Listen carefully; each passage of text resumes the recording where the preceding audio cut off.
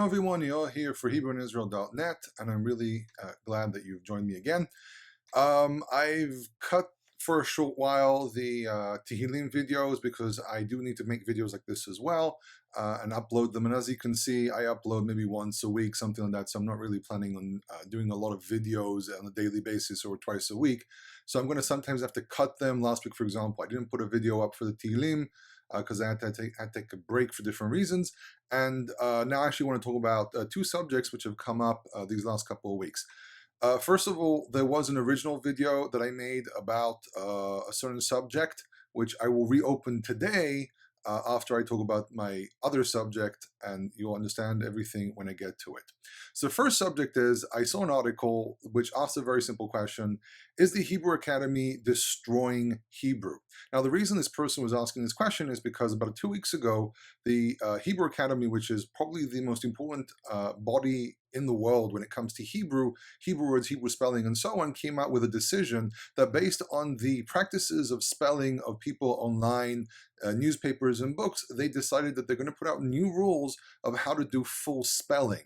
Now, any of you who have followed my videos will know that I've spoken a lot about spelling because people like to put a lot of interesting significance on how words are spelled, and they find different interior meanings and so on, and there's actually separate videos that you can watch about that subject. However, one of the things that came up is what's known as the full spelling. Now, full spelling, anyone who studied, for example, Dead Sea Scrolls knows that there are spellings in Dead Sea Scrolls which add letters such as Vav and Yud, Aleph and Hey in different locations to express vowel points. And this is basically what's happened again.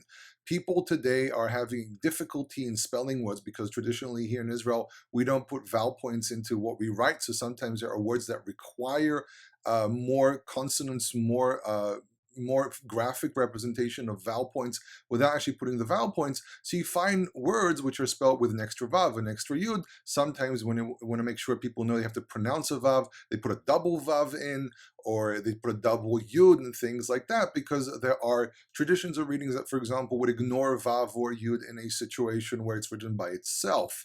This is why it's created a reality where people want to add these consonants to make sure that people know what they mean. Now, when I, for example, write a paper for university and I put in a word that there might be some question about how it's spelled, all I do is I put in vowel points to make sure people know what I mean.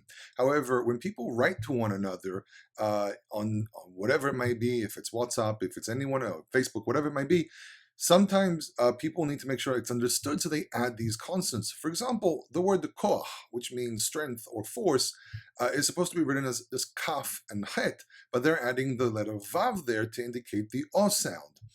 There are many other situations, like for example, the word die, which means enough, is been spelled with a double yud, which is unheard of, by the way, even I think in the Dead Sea Scrolls. So there are these different situations where people are adding consonants. However, this idea that the Hebrew Academy is destroying Hebrew, I think is a little far-fetched, because what they're basically doing is they're looking how people write, and their philosophy is that Hebrew is a living, breathing language, which means things can change, and happens with many languages. Happened, for example, with German. At one point, they realized that you can't spell words in the way they did. And I actually have friends who grew up in Germany, and they saw how it changed, and they said, yeah, I mean, for them, being an older generation, it's a little bit more difficult now to read because it's not the same way they were educated. But for the younger generations, it's easier now to read and write German. So the same thing here. People are changing the way things are spelled, and the Hebrew Academy is accepting of this idea. Now, I'm actually a hardliner a little bit on this subject, and I prefer that people actually learn how to read without all these extra pieces.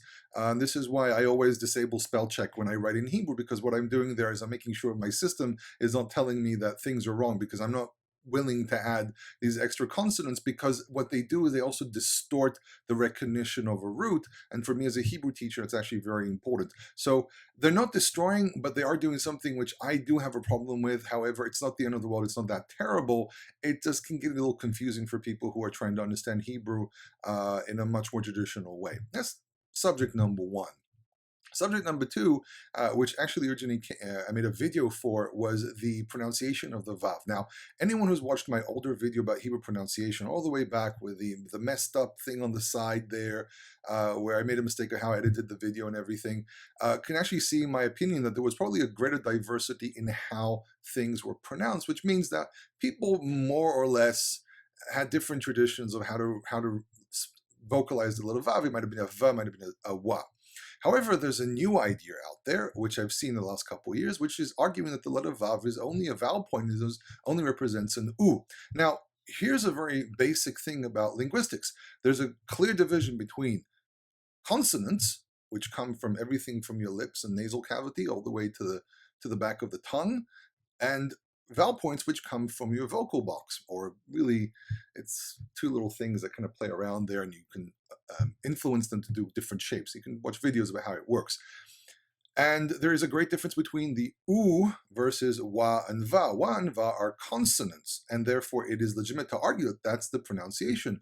U is a vowel point, and u is expressed in different ways and under very specific rules when it's an u. You can have a vav with a dot inside, and that will represent an u, and that's one of the situations. Or you can have three dots in an angle known as a kubutz. First one was shulk, this one is known as kubutz, which will represent the u. However, there must be a division between these two principles of vowel points versus consonants.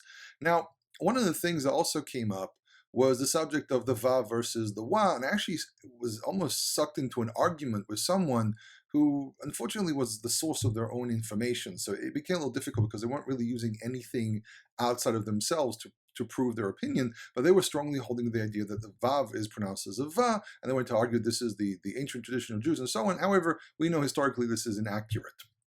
It seems to me, again, I'm going to stress this again because people keep on arguing about pronunciation and so on, you have to allow a certain flexibility. The same way the Hebrew Academy understands the possibility of flexibility in language, and overall, it is also important to realize that there are different ways of pronouncing sometimes different consonants depending on the region a person is in. Therefore, wa and va were probably both historical. If a person chooses to go va, it's perfectly fine. If a person chooses to go wa, it's also fine.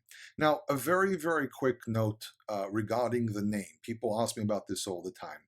I strongly agree with the opinion that the vowel points that the Masoretes wrote into the name 50 times in the Masoretic text is probably the traditional pronunciation that was passed down throughout the generations all the way to the Second Temple. I do have opinions about vowel points changing throughout time, however, sticking to very, very specific vocalization rules, which means that even if we argue that the vowel points, which are shva, cholam, and kamatz, are not necessarily exactly the same way they heard at Mount Sinai, it will still be a very good representation of a latter version of it, which means the changes are very specific and undergo very, very specific rules, or follow very specific rules. However, the pronunciation, which a lot of people are very fond of, which is the ya, apple, apple, apple, we, as many of you know, I don't pronounce the name. That is actually an academic guess, what we call an educated guess, which was invented at some point. And I know this because I actually had a very long discussion with one of my professors about this subject, and she openly admitted to the fact that this is more of an academic guess and really isn't much for it to be based on. Then there is the pronunciation that says ya, apple, apple, hu, apple, apple, ah, which by itself, and I know probably some people are snickering a little bit at the fact, but you have to remember I come from a Jewish background and we're very strict about this. That pronunciation has one very simple flaw with the fact that, actually two simple flaws. First of all, pronouncing the vav as an u, which I mentioned earlier, is a flawed pronunciation. And also the a at the end requires the adding of a consonant, which is not there, which should be an aleph in this situation. So this is not really there to hurt anyone, but it's really important to point out that when you are following Hebrew and you want to understand Hebrew correctly, you really have to follow the rules and not make, I don't want to say make stuff up, but essentially make stuff up. So I hope these subjects are interesting to you. Don't forget to visit me on Facebook at Hebrew in Israel. Don't forget to visit my website, which is hebrewinisrael.net. And I'll be very glad to hear your comments or whatever you have to say. Kol tov.